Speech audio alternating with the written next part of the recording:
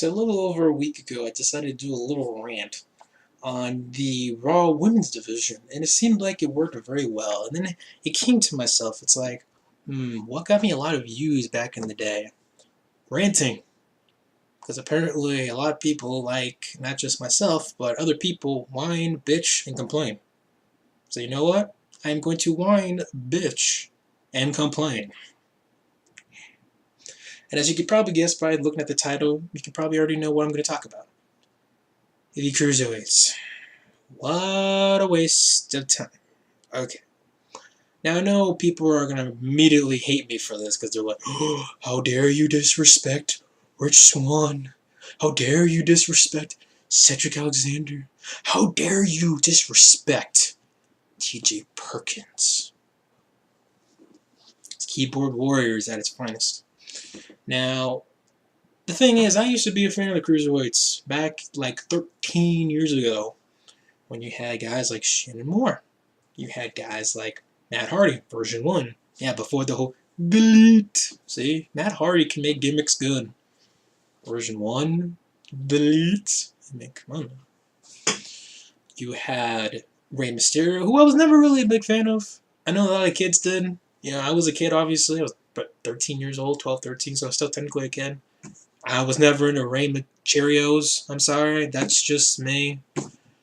I did it for Eddie. I did it for the kids. Yeah, he also did it for when Big Show threw you like 5 seats into the freaking stands. Anywho, what else was I saying? Tajiri. I was a fan of Tajiri. I liked Billy Kidman. You know, I liked a lot of those guys. You know, I thought I was a fan of them. I thought they were entertaining.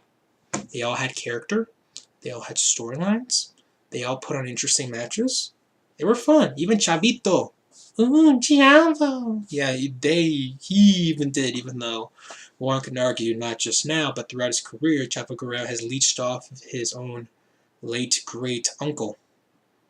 That one crazy, weird, sadly 3 times women's champion loves to mention in her promos every 5 seconds. But anyways, 80.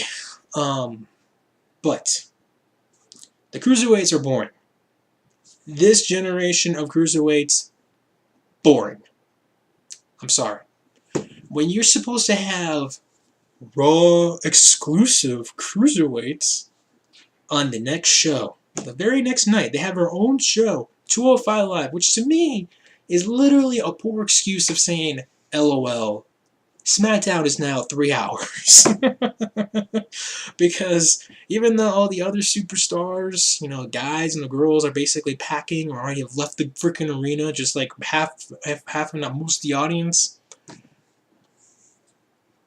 who wants to see a bunch of guys who literally where they're at 165? I mean, the Bollywood boys, I mean, oh my god. Like, who cares? These guys have no charisma, alright?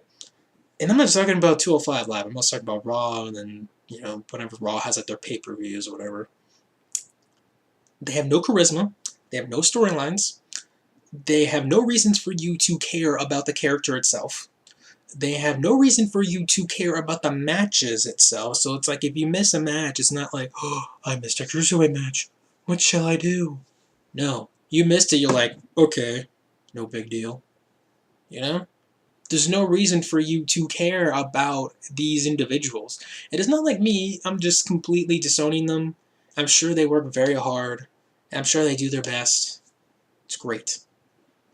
And I know a lot of them were indie darlings and whatnot, but here's the thing.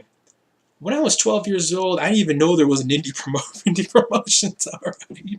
I was like, I remember like someone brought up like New Japan Pro. I didn't know what Ring of Honor was until like I was like 18. I was like, what the hell is Ring of Honor? So I didn't know what a lot of these, you know, indie promotions were. And before anyone uses the whole the wrestler, when did the wrestler movie come out? Like 2009? Yeah, because that's when Mickey Rourke at WrestleMania 25. But anywho, you see, I love going off subject. But the thing is, even though I didn't know a lot of the indie darlings per se, even though I think I knew who Tajiri was. I knew who Tajiri and Rey Mysterio were. I don't remember Mysterio because obviously, I had like the WCW games, even though I never watched WCW.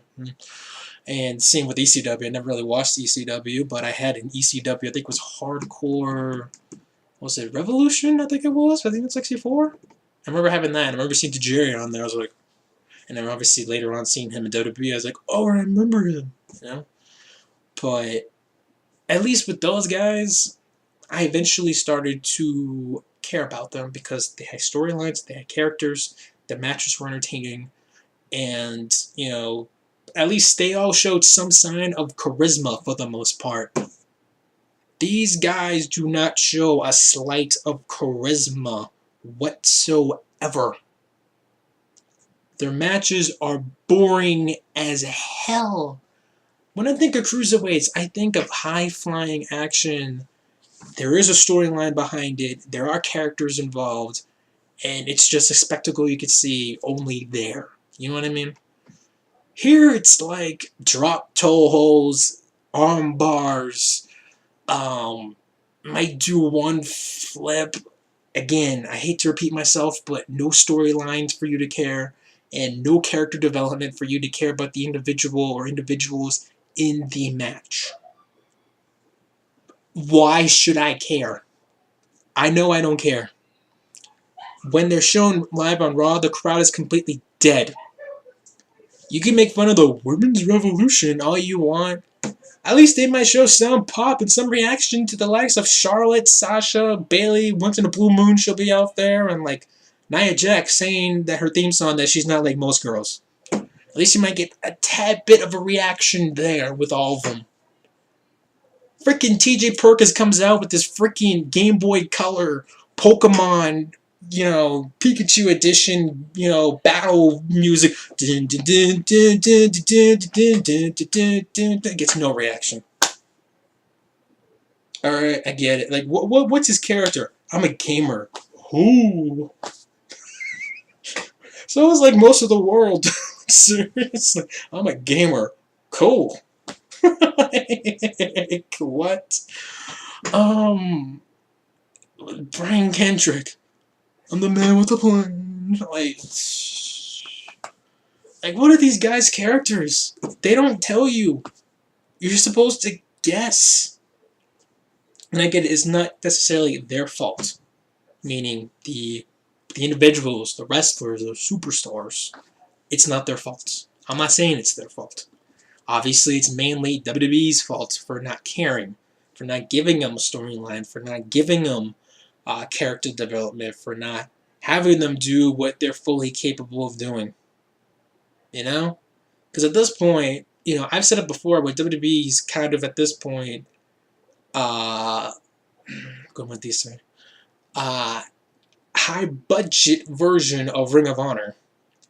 This is just blatant proof. Freaking A. I want to see vanilla midgets trying to kill each other and at least put up some kind of enthusiasm while doing it. Sadly, I have to look up Ring of Honor. And I don't want to look up Ring of Honor. Thank you very much. This is not my cup of tea. Never has been. I tried one point and I was like, can't do it. And I would say, well, at least TNA doesn't end it. But last time I checked, Davey Richards is the TNA World Champion. And I'm just going, wow. You come from Bobby Lashley, a beast, to freaking puny little Davey Richards. I think it's the same company that had Chris Sabin as their World Champion. Hail Sabin. Anyways, do you guys care about the Cruiserweights? Because to me personally, I don't. And I know I'm not the only one. I know the crowds don't really care about them. I've seen a lot of people, tweet about it, or they pretend to care about it, or, they talk on Facebook, social media, Instagram, YouTube itself, making vlogs, whatever. There's just no reason for me personally to care about the Cruiserweight division in the WWE in 2016. And I won't be surprised within a year WWE just scraps it up. Me, I won't care. I won't. You guys didn't want, Hornswoggle to be the last Cruiserweight champion ever. Well, congrats. You got what you wanted, and now you're just stuck with it. So anyways, It's all for me. Hope you guys enjoyed the video. Comment down below. Subscribe if you haven't to the channel. And follow me on Twitter. The link's down in the description box. I'm out. Time to watch some football.